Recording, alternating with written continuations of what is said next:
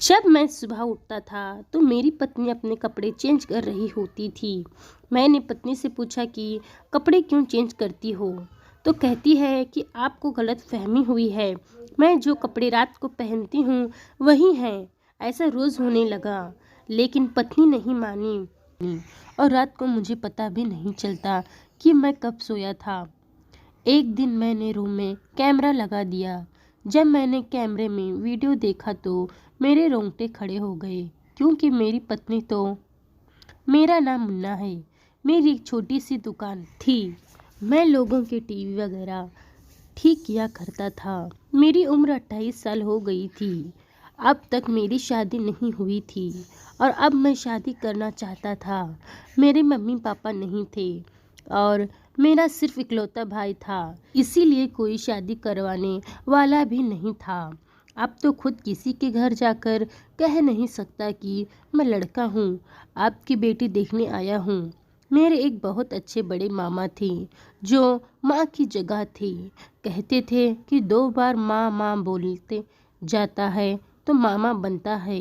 बस यही बात है कि वो बहुत अच्छे थे। उन्होंने मेरे लिए एक लड़की तलाश की और अब मुझे उसके बारे में बता रहे थे तो बहुत ज़्यादा तारीफ़ कर रहे थे कि खूबसूरत है, पढ़ी लिखी है, इकलौती बेटी है, उम्र भी उसकी तुम्हारे जितनी है। मैंने कहा, अगर इतनी अच्छी लड़की है तो फिर 28 साल की हो गई है, अभी तक उसकी शादी क्यों नहीं हुई है?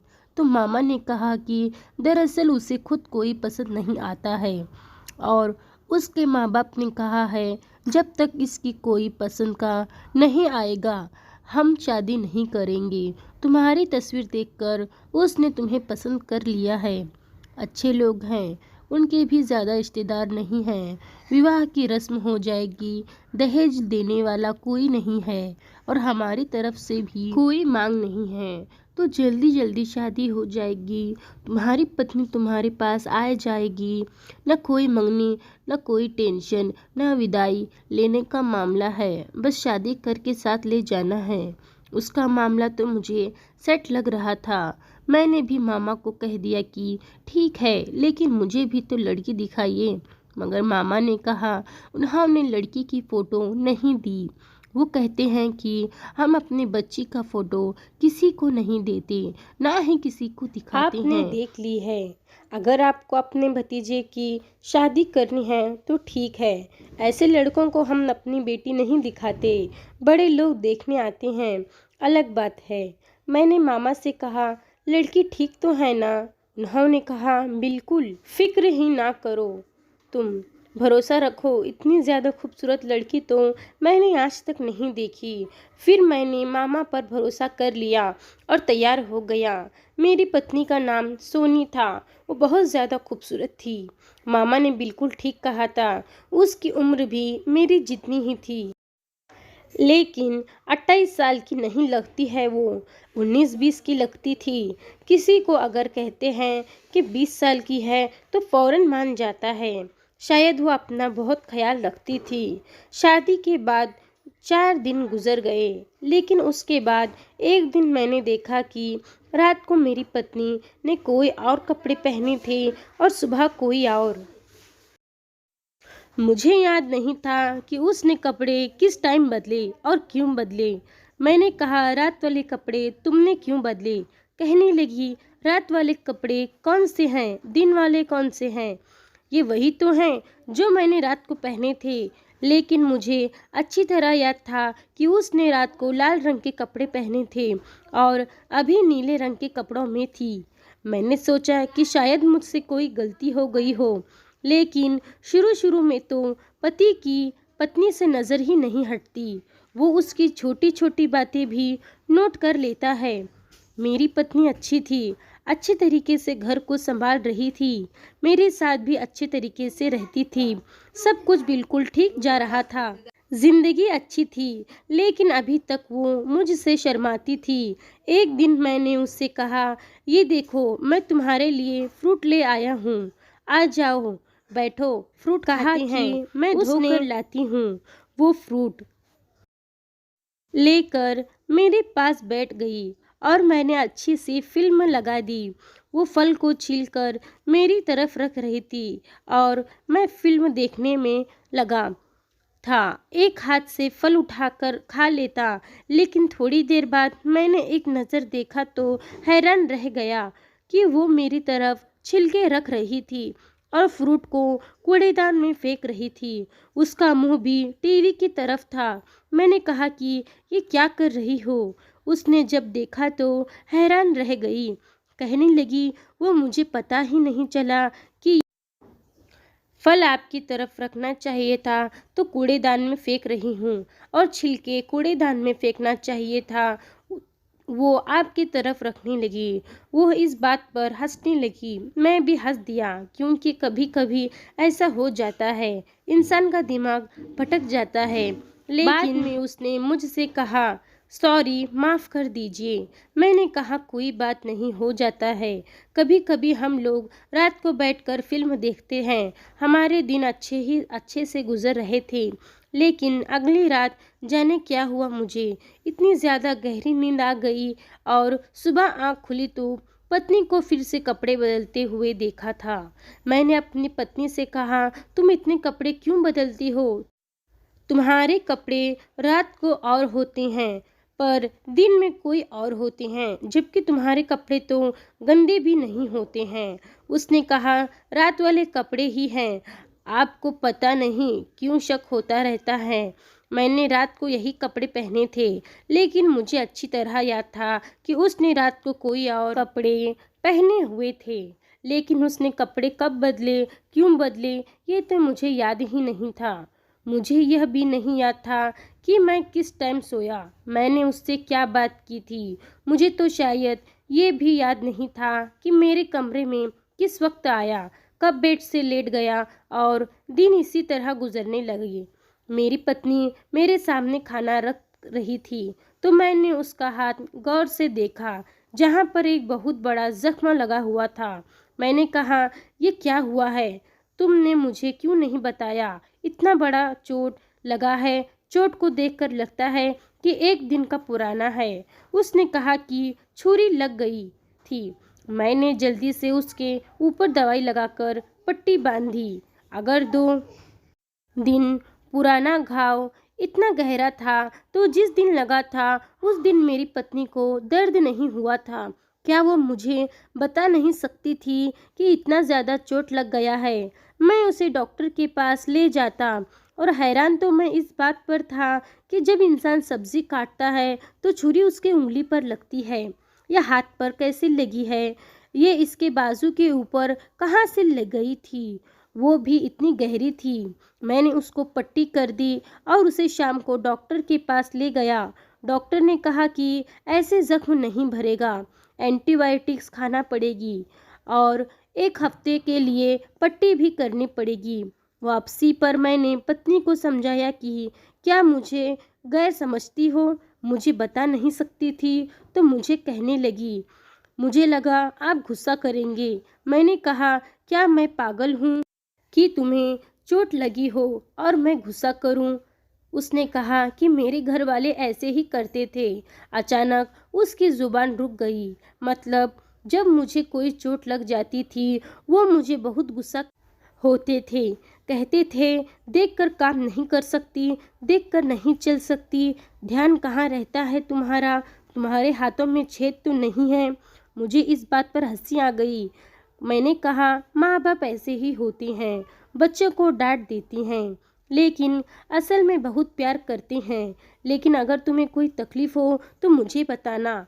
मेरी पत्नी को ऐसी हरकत नहीं थी जिसकी वजह से मुझे उस पर गुस्सा आता या बिना वजह उस पर कोई बात सुनाता। सारी ज़िंदगी तो मैं अकेला ही रहा। अब तो मुझे एक रिश्ता मिला था, ऐसा इंसान जो मेरे घर में रहती है, मेरे काम करती, मेरे साथ अच्छे से रहती थी, तो फिर मैं उसके साथ क्या बुरे तरीके से पेश आता। लेकिन रात होते ही मुझे इतनी गहरी नींद आने लगती कि मैं जो करना चाहता था वो भी नहीं कर पाता था। अपनी पत्नी के साथ बैठकर कुछ देर बातें कर लेता। इंसान उस लम्हे को अच्छा गुजार लेता है जब पत्नी को देख लेता है कि पत्नी कितनी प्यारी है मेरी पत्नी। लेकिन रात होते ही मैं कमरे में आता और घोड़े गद्दे बेचकर सो जाता था और सुबह ही मेरी आँख खुलती और मुझे यह भी याद न होता कि रात को क्या हुआ था। खाना खाने तक की बातें मुझे याद होती, उसके बाद की सारी बातें भूल जाता। अचानक से ज़्यादा नींद क्यों आ रही थी? मैंने क्या किया था अपने साथ? मैंने तो कुछ भी नहीं खाया था, जिसकी वजह से मैं बहुत ज़्यादा सुस्त हो गया था। मुझे लगा डॉक्टर के पास जाना चाहिए, लेकिन मेरा काम ऐसा था कि दुकानदारी थी, इसीलिए दुकान छोड़कर नहीं जा सकता था। फिर सोचा कि बुधवार के दिन जाऊंगा, पत्नी को भी साथ ले जाऊंगा, डॉक्टर से भी मिल लेंगे और थोड़ा घूम भी लेंगे। पत्नी को भी ये बताया था। फिर हम दोनों बाजार चले गए, लेकिन उसने मुझे यह कहकर उलझाया, पहले मुझे कपड़े की दुकान पर चलते हैं, फिर कहती फिल्म देखते हैं, फिर कहती है कि मुझे कुछ खाना है। इतने में डॉक्टर्स के टाइम गुजर गया। मैंने कहा चलो कोई बात नहीं, अगले हफ्ते चले जाएंगे। वैसे भी मुझे कोई इतना बड़ा प्रॉब्लम नहीं था, बस थोड़ी सी तो सुस्ती हो रही है। लेकिन एक बात अजीब था कि मेरी पत्नी को मेरी तबीयत की कोई खास चिंता नहीं थी। उसने कहा कि छुट्टी का दिन है, पूरे हफ्ते काम करते हैं, आज आपको सिर्फ मेरे साथ दिन गुजारना है। उसने अपनी सारी ख्वाहिश पूरी करवा ली, काफ़ी सारे पैसे भी खर्च हो गए। फिर मैंने उसे कहा कि इंसान कमाता किस लिए है? पत्नी बच्चों के लिए ही कमाता है। पत्नी को कपड़े बदलने की बड़ी आदत थी, लेकिन एक बात बहुत हैरान करने वाली थी कि वो जब भी बाजार जाती तो ढेर सारे कपड़े लाती। जो कपड़ा वो एक बार पहन लेती वो दोबारा नहीं पहनती थी। अपने घर से भी काफ़ी सारे कपड़े लेकर आई। मैंने भी उसके लिए काफ़ी सारे कपड़े लिए थे। जो भी पसंद आया मैंने उठा लिया। सोचा कि और तो कोई खर्चा करने वाला नहीं, पत्नी की चीज़ें तो अच्छे तरीके से ले लूं ताकि वो खुश हो जाए। लेकिन अभी भी उसके लिए कपड़े कम थे। जब मैं उसे महीने के खर्च के लिए पैसे देता तो वो कपड़े ही ले लेती थी। एक दिन कहने लगी, राशन के पैसे कम हो गए थे तो उधार कर दिया है, आप जाकर पैसे दे दीजिएगा। मैंने कहा कि तुम्हें ज़रूरत से ज़्यादा पैसे दिए थे, फिर कैसे कम हो गए? उसने कहा कि पीछे दुकान में सेल लगी हुई थी, मैंने वहाँ से 4 सूट ले आई हूँ। वैसे तो मेरी पत्नी में कोई खराबी नहीं थी, लेकिन मेरी पत्नी की ये आदत अब खुलकर सामने आ रही थी। वो ये है कि वो बहुत ज़्यादा पैसे खर्च करती थी। एक दिन में मैंने अपनी पत्नी को एक काले रंग के सूट में देखा, वो बहुत ही प्यारी लग रही थी। कुछ दिन बाद मुझे एक दोस्त के घर डिनर पर जाना था। मैंने उसे कहा कि शाम को तैयार हो जाना। 2 घंटे पहले उसका फ़ोन आया कि कपड़े कौन से पहनूं। मेरे पास तो कोई कपड़े ही नहीं है। मैंने कहा ये औरतों का प्रॉब्लम क्या है, अलमारी बड़ी पड़ी होती है फिर भी कहती है कि मेरे पास कपड़े नहीं हैं, तो मैं कहाँ से वो काला फ्रॉक पहनूं। उसने तुम बहुत प्यारी लग रही थी। उसने कहा वो तो मेरे पास नहीं है, न जाने कहाँ चला गया। मैंने कहा कहाँ चला गया, ये क्या मतलब है, घर में ही होगा। उसने कहा नहीं वो नहीं है, आप मेरे लिए कोई सूट लाइए। मैंने उसके लिए इस टाइम सूट नहीं ला सकता था क्योंकि महीने का आखिरी चल रहा था। मुझे कोई अच्छा सूट 3-4 हज़ार वाला लेना पड़ता। मैंने कहा वही पड़ा होगा, उसका सूट उसको नज़र नहीं आ रहा होगा। मैं घर चला गया। मैंने कहा कि मैं खोजता हूँ, लेकिन जब मैंने उसकी अलमारी खोली तो मैं हैरान रह गया। उसके अंदर तो 2-3 कपड़ों के अलावा कोई कपड़े नहीं थे, जबकि कितने कपड़े वो खरीदती थी और मैं भी लाता था। उसकी अलमारी में तो सुई रखने की जगह भी नहीं बचती थी, लेकिन ऐसा कुछ भी नहीं था। मैंने कहा ये क्या, तुम्हारे कपड़े कहाँ हैं? तो कहने लगी सारे कपड़े गंदे हैं, मैंने धोए ही नहीं हैं। मैंने कहा, अच्छा अभी 1 घंटा है, काला सूट धो लो और ड्राई मशीन में सुखा लो, इस्त्री मैं कर दूंगा। उसने कहा, नहीं है मेरे पास काला सूट, वो तो अलमारी में नहीं है, वो आपको नहीं मिलेगा, है ही नहीं यहाँ पर। मैंने कहा, क्यों किसी को दे दिया है तुमने? कहने लगी कि गांव वाली मांग कर ले गई थी, कह रही थी कि बड़ा प्यारा है, उसने वापस नहीं किया। मैंने कहा, उसे लेकर आओ। उसने कहा, वो घर पर नहीं है। अब मुझे अपनी पत्नी पर गुस्सा आ गया। मैंने कहा, क्या अपने कपड़े धो कर रख नहीं सकती हो और तुम? क्यों देती और हो तुम अपने कपड़े दूसरों को? खैर, जैसे तैसे हम पार्टी में पहुंच गए। मैंने उसे अपने दोस्तों की बीवियों के पास छोड़ दिया और खुद दोस्तों के पास चला गया। वो औरतों से बातें कर लगी। दूर से देखकर ये ऐसा लग रहा था कि अच्छी भली बातें हो रही है। हो सकता है हमारी ही बुराई हो रही हो। फिर काफ़ी अच्छा माहौल था। पार्टी का खाना भी लगने वाला था, लेकिन थोड़ी देर के लिए किसी औरत के चिल्लाने की आवाज़ आई। जब वहाँ देखा तो होश उड़ गए कि मेरी पत्नी ने मेरे दोस्त की पत्नी को सर में कांच की बोतल उठाकर दे मारी थी। उसे बहुत ज़्यादा चोट लग गई थी, वो बहुत दर्द में थी। मेरा दोस्त अपनी पत्नी की तरफ बढ़ा। सब लोग मेरी पत्नी को हैरान से देख रहे थे। मेरी पत्नी भागकर जाकर गाड़ी में बैठ गई। मैंने अपने दोस्त की पत्नी की मदद करने की कोशिश की, लेकिन मेरे दोस्त ने कहा कि दफ़ा हो जाओ यहाँ से, अपनी पत्नी को कभी मत लेकर आना। सब लोग मुझे अजीब नज़रों से देख रहे थे। मैं गाड़ी में आया। मैंने कहा, ये तुम क्यों किया? लेकिन मेरी पत्नी भी बेहोश हो गई। मैं भी हैरान रह गया। उसे अस्पताल ले गया। डॉक्टर ने कहा, आपकी पत्नी डर की वजह से बेहोश हो गई है। मैं हैरान रह गया। उसे घर ले आया। उससे पूछा कि तुमने ऐसे क्यों किया? उसने कहा कि वो मेरी बेइज्जती कर रही थी। उस पर मुझे गुस्सा आ गया। मैंने कहा, तुम्हें गुस्सा आता है तो तुम लोगों के साथ ऐसा करती हो? तुम्हें ऐसी हरकत नहीं करनी चाहिए थी। तुम्हें पता है इस वजह से मेरी कितनी बदनामी होगी, बेइज्जती होगी। मेरी मेरी पत्नी को रो रो कर मुझसे माफ़ी मांगने लगी। फिर उसकी तबीयत अचानक ख़राब होने लगी। मैंने कहा, ठीक है, मेरी पत्नी की हरकतें बिल्कुल भी ठीक नहीं थी। मुझे पता लगाना था कि वो करती क्या है। वो इतने सारे सूट खरीदती है, लेकिन उसके सूट घर में नहीं थे। उसके शरीर पर हमेशा जख्मों के निशान लगे रहते हैं, और ये पागल वाली हरकतें एक नॉर्मल इंसान नहीं कर सकता था।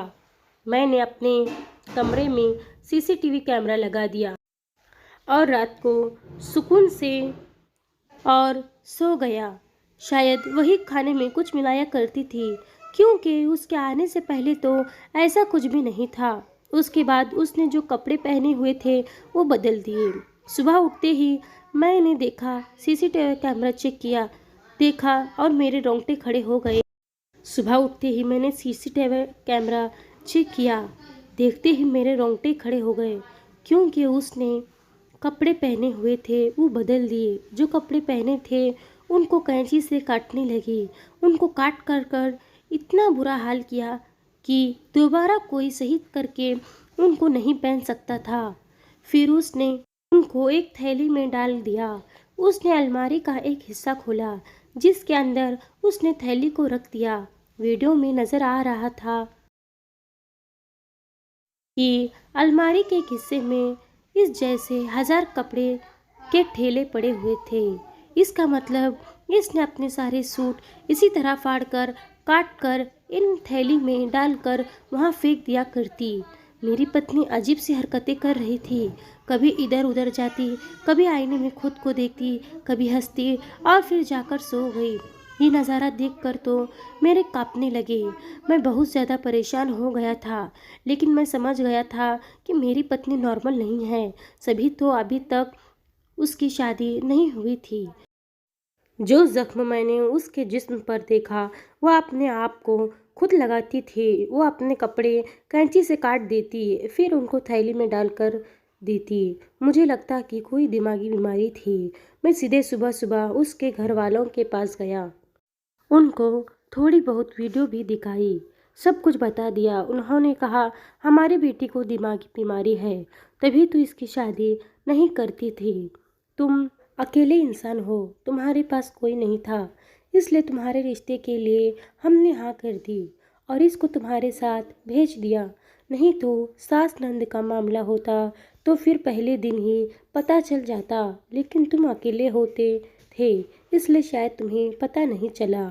मैं हैरान हो गया। मैंने कहा कि मेरी ज़िंदगी को बर्बाद कर दिया, अब मैं क्या करूँगा। उन्होंने कहा हमने उसको बहुत इलाज करवाया लेकिन यह ठीक नहीं होती है। डॉक्टर कहते हैं कि इसे पागल खाने में भिजवा दो।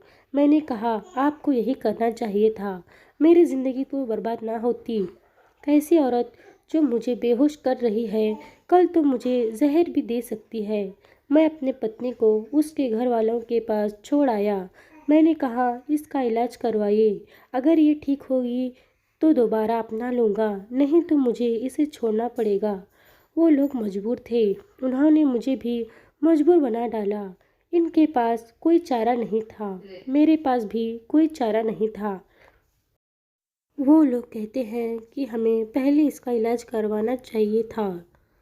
मैं भी वहाँ से चला आया। कहानी कैसी लगी ये कमेंट करके ज़रूर बताना और पसंद आए तो लाइक शेयर ज़रूर करना। धन्यवाद।